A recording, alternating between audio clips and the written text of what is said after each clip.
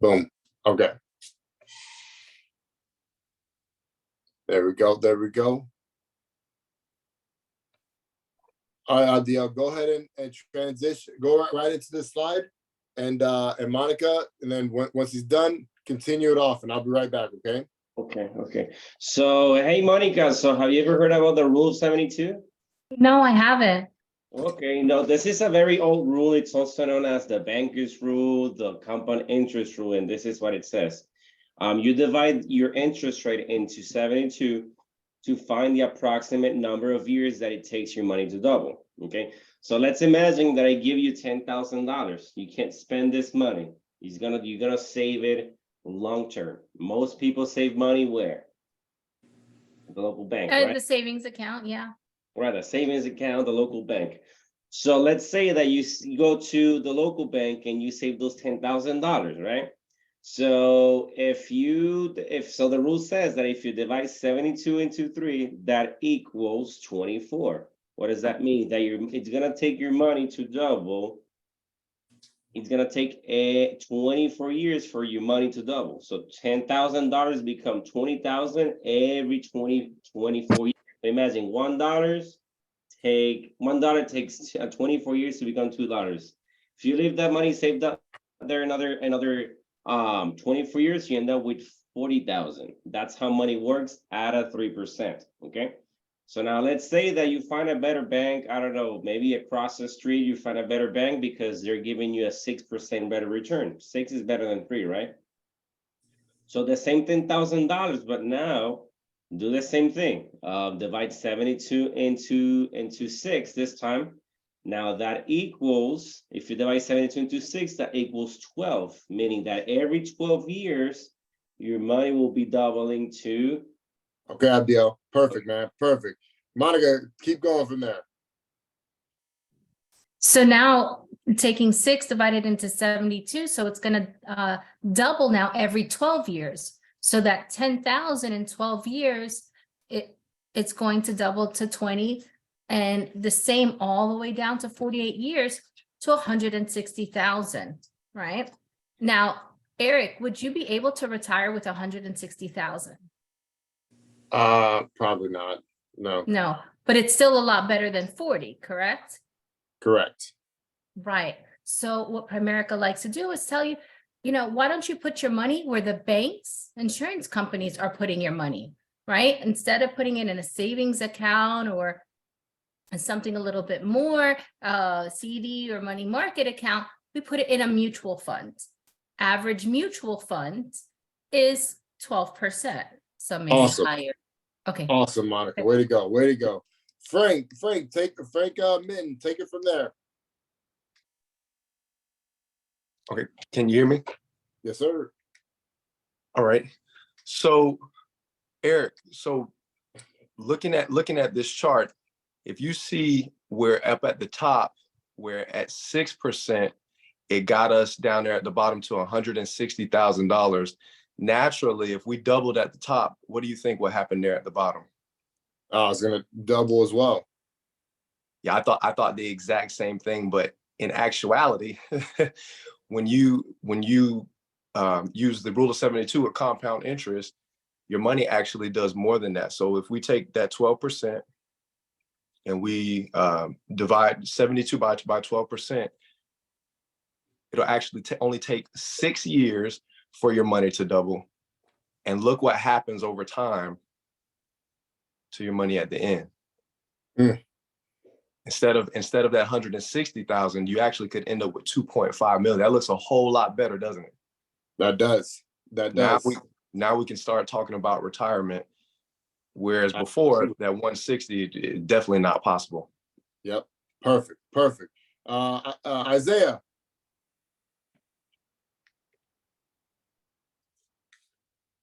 Is Isaiah still there? Monica, can you give me somebody? I can't see anybody. Sure. Let me see here. Johnny. Let's go, Johnny. All right, Eric. How do you win the game if you don't know the rules? You can't. Who would benefit from learning this rule? No, man, everyone would. Shouldn't we have learned this rule in school? I agree, yeah. So without introducing us to family and friends, how would they learn this rule? They wouldn't. Okay. They wouldn't. So what's your transition from here to here?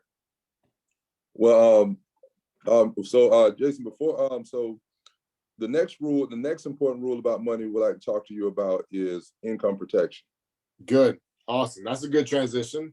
Here, try this one out. Try this one out. Not only do we teach families how to accumulate wealth, we also teach them how to protect their wealth with income protection. I'm just writing it down. Yeah, it's all good.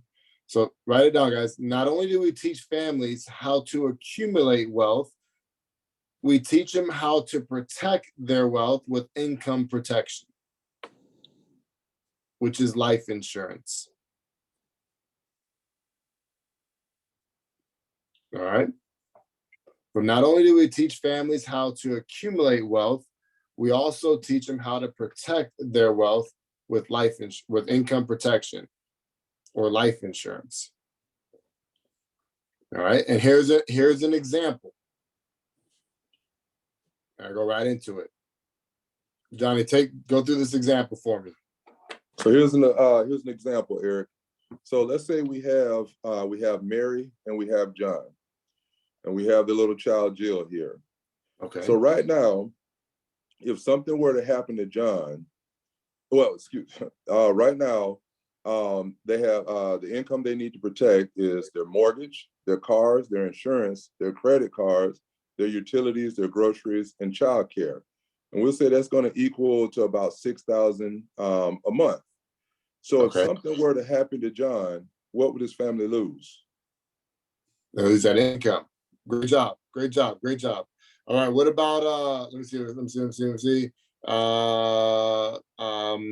I'm trying to find somebody who has on real quick. Tessie. Hey, hello. Hello, Tessie. How you doing? Good, good. Awesome. So you take it from here. Okay, so Oh, sorry. I actually muted her. Hold on, Tessie. okay. So what will happen if the worst case scenario, like the death of a husband or a wife, happens, there is not one income coming. So the family make it monthly with $6,000. There is not that now. So mom and child, they have to live with $3,000. So how they gonna pay for their mortgage, cars, insurance, credit card, utilities, childcare? So they won't be able to. They won't be able to do it. So that's why every family has to have income protection. A term life insurance will be the solution for this family, So how much people ask? The rule of thumb is 10 to 12 times your annual income. So that here, he was making $42,000 per year. Yes. So if we multiply that. Oh, you got the other presentation. You got the other amount. But yeah, okay. same situation here. So they were making. So in this situation, what we would say is, mom, dad, you both need a policy for around $360,000. Why is that? Because if something happens to dad or something happens to mom, now the family can live off of 10% of that 360,000, which is 36,000. Now, all they have to do is divide that by 12 months in a year, right? Which is 3,000 every single month. And the family can live as if financially nothing has happened, right? And this is a great closing question right here, right? Here goes. Let me ask you, Billy, let me ask you, Tessie, who do you currently have your life insurance with outside of work? Well, I don't have I don't have a personal life insurance. I just have insurance through my work. Oh, okay. Okay. No, I totally understand that. Tessie, have you ever thought about getting a policy outside of work? Not really. To tell you the truth, I thought that with my work life insurance, I'm protected. But now you are opening my eyes. Yes, and a lot of people think that work insurance is enough, but let me ask you this. If you ever leave the job or the job leaves you, can you take that policy with you? No, all my benefits are canceled. And all your benefits are canceled as well too. So if we can put a plan together, here's a close. If we can put a plan together that fits into your budget and make sure that you and your husband are properly protected, you would be interested in hearing about that, wouldn't you? Yes. Okay, great, perfect. And I'm not taking numbers right now. I'm just in the back of my mind, Tessie and everyone on the call, I'm just collecting the data saying, all right, I got to present a life app or a life quote for this client, right? I need to make sure that they have some protection outside of work. But I'm not doing this right now. I'm doing it at the very end of the presentation. Okay.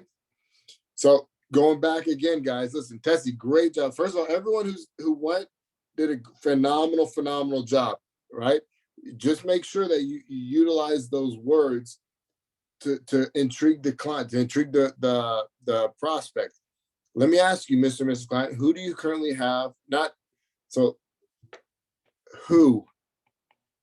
Who do you currently have? Not do you currently have insurance outside of work? That's a yes or no question, right? We want them interactive with us. Mr. and Mrs. Client or Mr. and Mrs. Prospect, who do you currently have your life insurance with outside of work? Oh, I don't have any insurance. Oh, is it because you never thought of it, right? Oh no, I thought it was enough. Okay, well, if you ever leave the job or the job leaves you, can you take that with you? No. Well, we got to make sure that we get you financially bulletproof today. We got to make sure that you have some insurance for you and your family. But obviously, I want to make sure that it fits in the budget, right? And it's something that makes sense. Fair enough? Yes. All right. Keep that in the back of your mind, and then you keep going through the presentation. Right? So listen, guys, this is not just you presenting to them. You got to ask these questions. You got to ask these questions because those are closing money-making questions. Who do you currently have your life insurance outside of work? Oh, I have it with State Farm. Okay, great. Well, if that's phenomenal that you're properly protected through State Farm. Well, let me ask you, if I can give you more coverage for paying less, would that be something that would be something of interest, wouldn't it? Yes, absolutely. Perfect. Right. And now we're in a competition to gain business, which is a great position to be in. Right. Oh, I have it with Northwestern Mutual. I have it with American Income Life. I have it with Transamerica. Oh, fantastic. That's great. Now, if I can give you more coverage, paying less, that would be something of interest, wouldn't it? Yeah, absolutely. Perfect. Let's sit together and let's get this thing going for you. Right. So you do this slide, you ask this question right here outside of work, and you're either going to have two answers. You're going to have no, and we know how to overcome that. And if they say yes with whatever company, right? The follow-up question is, if I can give you more coverage, paying less, would that be something of interest, wouldn't it? Right? That's it. That's it. You got to ask these questions so you can get the true objection or the true answer. No, you don't have coverage outside of work. Boom, I'm doing something. I'm presenting a quote. Yes, I have it with this company. Okay, well, if it makes sense, wouldn't you want to make a move if it was more coverage for less? Right? So let me ask Jorge Mercado. Jorge, you asked me the question. Eric, with who you have your life insurance? I have it with my job. Do you only have for your job? So you see that's the reason I did that. Because if you say with who do you have your life insurance with, I'm gonna say my job. And if that's the only life, and this is a great training, if that's the only life insurance I have, then a lot of people think that that's enough, right? So that's why you want to ask with who do you have your life insurance with outside of work. All right. So dale, otra vez, one more time. So Eric, with who you have your life insurance outside of your work? Hold on. Hey, I have a policy with American Income Life, I believe is the name. Great. So, and Eric, if we can find you a quote that probably is in your budget that can help you improve the current policy you have, are you open to review it? Yeah, absolutely. Absolutely. All right. So I want to take later information. We want to work on that. Perfect. Perfect. Great job. Great job. Jesus, Glenda, ask me the question. So Eric, who do you have life insurance outside your work? You know, Glenda, I don't have any life insurance outside of work. Okay, you don't have I'm trying to say what you said. I'm sorry, I wrote it. No, down. you're good. So okay, if you ever leave the job, so I don't know if you know, but sometimes, you know, having life insurance through your job may be beneficial and may not be beneficial because if you, for instance, if for any reason you're terminated, you no longer have life insurance because that life insurance is through your work. However, you know, I could show you our life insurance, how it works, and if that's something that'll interest you, I could show you. Okay. So let's backtrack a little bit. No worries. So I know you know what to say. Yeah. You know, it's very simple. Just say, let me ask you this. If you ever leave the job or the job leaves you, because if you say terminated, right? That's the terminology that we use, yes, but it's somewhat of a dark term, I would say, right? Okay. So you just want to say, hey, if you ever left the job or the job left you, are you able to take the policy with you? Okay. And chances that sounds are better they say, too. yeah, and the chances are they're going to say, no, I can't. I was like, that's right, because that's a benefit of the company. So in this situation, let's make sure we put a plan together that if that ever happens, that you are properly protected. Okay. Yeah. Yep. So do it one more time, Glenda. Okay. Okay. So Eric, with who you have your life insurance outside your work? I don't have any. Okay, so if you I'm sorry, I'm a little nervous. You're good. So if your job leaves you or you leave your job, are you covered? Would you be covered? I'm not, no. Okay, so let's go ahead and check out and to see, you know, how can we help you establish life insurance? So you're covering and your income is protected. Perfect. If it fits the budget, let's go ahead and get you protected so we can make sure that your family is bulletproof. Perfect. Okay. All right. What about, great job. Good job, Glenda. Way to fight through that one. Way to fight through it. What about Frank? What's up, Frank? Hey, yo. I was wondering if you were going to get to me. That's funny. What's up, Eric? How are you? How you doing, sir? You doing all right? I'm doing great, man. How are you today? I love it, man. I love it. Doing great. So Eric, question, Frank. Eric. So may I ask you a question, man? Who do you have life insurance outside of work? Frank, I have it with Transamerica. You have it with Transamerica? Well, let me ask you this. If I were able to find a budget that fits your needs and I was able to get you more coverage for less, would that interest you by any chance? Yeah, that would. I mean, we all want a better life, right? So I mean, if anything ever happens, you know, we have our families to protect, and we just want to make sure that, you know, we cover them if anything were to happen. Ooh, that's good, If bro. now Good. let me ask you this: if the job ever leaves you, or you ever leave the job, are you able to take the policy with you or anything like that? You know what? I don't think I can. No, no, it doesn't. And you know, sometimes, unfortunately, you know, life can be tough, and I gotta say, you know, when you lose, you know, when you lose somebody, there's a lot of, you know, expenses and things that, you know, people don't realize. So, you know, we want to just properly protect, you know, people that we care about.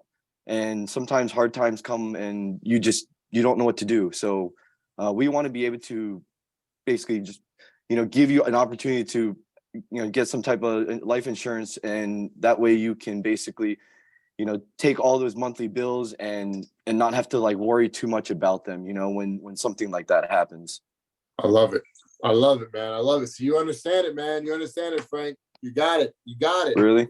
Yep. Okay, that's Hey, good to Eric, know. can I share something here real quick? Yeah, coach, of course. Yeah, go ahead. Because Go I ahead, Vin. know we're running out of time here, right? Yes, sir. All right.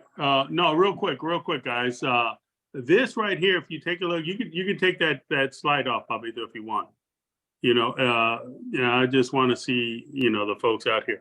But listen, guys, one of the things that you want to realize here is that, and presentation is good. Well, you want to get into a questionation, or you want to be able to start asking questions, you know, and if you master, you know, asking question, man, you'll be extremely successful. The reason I say that is because when I started in this business, we didn't have a presentation.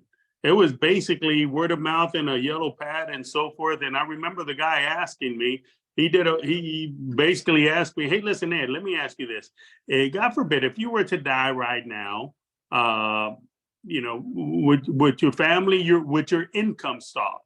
And I said, well, the income stopped right now because I mean, I'm between jobs. I left the military, and I said, so if you were to die right now, God forbid, how much would your family need to be okay to continue on as if you're still here? And I said, shoot, probably about, and the same example came out. It said, I need about between $25,000 to $3,000. You know, that's what my wife would need. And said, well, this is how much insurance you need. Multiply that 3,000 times 12, and that's 36,000. Multiply that times 10. I said 360,000. He said, that's what you need. You need $360,000 worth of life insurance.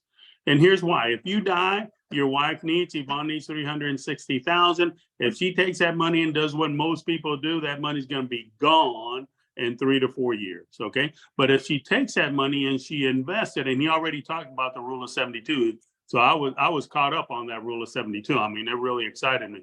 But he said, if she takes that 360,000 and she properly invested in a mutual fund, and let's say she start taking 10%, mutual funds paying 12, she start taking 10% out of it. 10% of 360,000 is 36,000.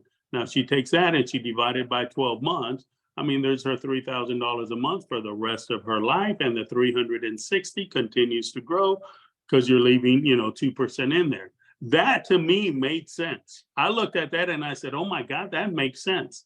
You know, and so I needed 360,000 on me, 360,000 on Yvonne, you know, and I was already paying for 100,000 on me, 100,000 on Yvonne, 25,000 on the kids. I was already paying $198 whole life policies. All right. So this guy came up and gave 360 on me, 360 on Yvonne, and 25 on the kids, and now I'm paying 105. So he saved me, you know, he saved me $93 right off the bat, triple my coverage, and saved me that money to this day. And that's the money that I used to invest. That's how we started our investment. And let me tell you, those investments, they work. You got to get in that habit. Something that I think someone put out there that said, something that you need to let people know is the minimum to invest in a mutual fund. A lot of folks don't even know. Whenever you're talking to somebody, you're talking that rule of 72, also ask them, you know, hey, listen, rule of 72, 12%, where do you get 12% in a mutual fund? Reason people don't invest in mutual fund, number one, they don't know about them. Number two, they think it takes a lot of money. Minimum to invest in a mutual fund is, and you ask that question. They don't know. They say, well, the minimum is $50. Back then it was 20, today is $25. And that's how you get this thing going, man. And you just start doing that over and over again. And man, next thing you know, you got folks that are, it's a simple concept. If you understand the concept, then it's easy to explain it. One thing that I would suggest is on that rule of 72 and also on this second slide that that Eric presented on the practice that thing, practice it, listen to it, give it out, and talk to your to anybody who's willing to listen to you. No one willing to listen. If you got a dog, teach your dog, man, because I'm telling you, they would if they wag the tail, you know that they're understanding it. Okay, so just want to share that simple concept out there. All righty. All right, Coach. Appreciate you, man. Thank you. So remember, guys, listen, we're here to practice the presentation, man. Make sure that this is not just your only practice of the week, man. I can tell that people who went today, that you guys have been on presentation. You guys have seen it. You guys have interacted. You guys have seen how a presentation is done, how we collect information, so on and so forth, right? So let's make sure that you get on some appointments, that we rally our teams to these trainings, right? Because the more that you have on these trainings, the more people you have on these trainings, the less work and theory you have to do. You don't have to do all the practice and drill rehearsing with them, because we're doing that as a team here. I wish this training was a little bit longer so that we can get a little bit more into it, so we can hear more people. But guys, listen, you got to practice it. And the reason, the way that we're practicing right now as a group is how you should be practicing with your team. It doesn't have to wait till Tuesday. You guys can do it, Wednesday night, Thursday night, Friday night, right? Be an RVP even though you're still in the base, right? And so that being said, guys, listen, I know Jackie just reminded me to let you guys know that accountability is right after this. Let's make sure all the leaders plug into that. But man, listen, we're going to have a great rest of this week, great rest of this month. We need to get some promotions in motion, right? I know that we have Frank Minton just got promoted. I think Shelby is getting promoted as well too, right? We need to get more people promoted to these district leader and even division leader contracts as fast as possible, right? If you don't know what you need to do, get with me, get with Jason, get with whoever your upline is, so that we can put a game plan to make sure that you're bonusing big money, that you're promoting big money, right? And that you're doing some big things as well too. All right. So that being said, guys, hey, leaders, stay on. If you know who you are, who's for accountability. If you want to plug into accountability, stay on.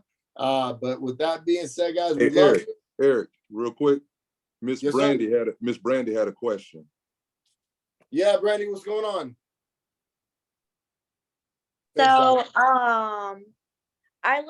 it doesn't actually happen, but like my cousin was telling me, like he has life insurance, I guess, that travels with him because he has pension that is attached to it. So like in the future, if that ever becomes like something that comes up, do I pursue or no?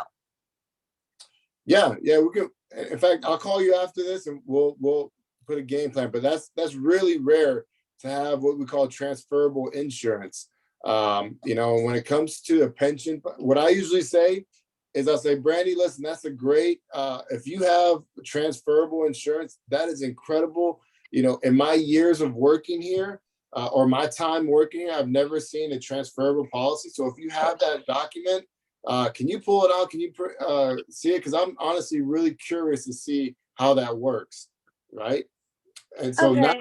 now they're playing on your court, right? Now they have to prove that they do have it. And if they do have it, hey, kudos, great, that's awesome, right? Maybe we can give them something else on top of that as well too. But for the most part, I haven't seen one in my 18 years, so yeah. Okay, I was just wondering because he told me my cousin was telling me he has life insurance attached to his pension. And I'm like, does that travel with you? He's like, yeah, I think it's attached. I'm like, okay, Yeah. I'm just gonna ask anyway because I have no idea. Great question. Yeah, like look in the chat. There's exclusions on there, right?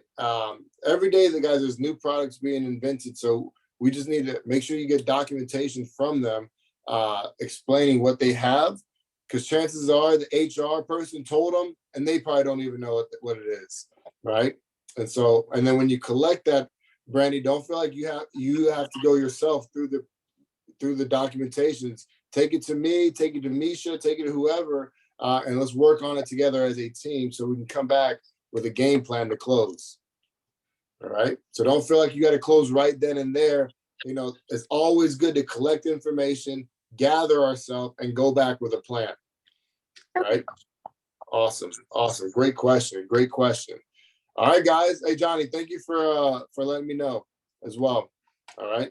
All right, guys. Love you guys, man. Let's go have an awesome rest of this week. And man, y'all know who we are. We are Aviators. Ow. Oh, Stay on, Aviators. guys. Stay on for the leaders. So we can go over all these codes that we're about to get. Jackie, you want me to stay? Yes, Jorge, Abdiel, Melinda, Monica, Frank Minton. I don't see Misha on. Frank, oh, you're in the license. Okay, he's good. Janelle, it's just for leaders. So Janelle, you don't have to stay on if, it's just for the leaders about getting their team license. So, who am I missing? Misha, I didn't see Misha on. All right, I got Melinda, Abdiel, Jorge, Monica. Okay, guys. Well, I want to welcome Frank because this is his first week on the licensing and accountability. He is now a district leader, so we're excited for him. So Frank, I was telling everybody last week, every Tuesday night, and it's a real quick afterwards, we just go over who's in the licensing process. And since you have a good amount of people going through the process right now, I wanted you to be on. I know sometimes you play Tuesday, but if you could just stay on, just because our goal now, and you guys heard Ed talking about it, is we have to get people licensed. Recording. Are you sure you want to stop?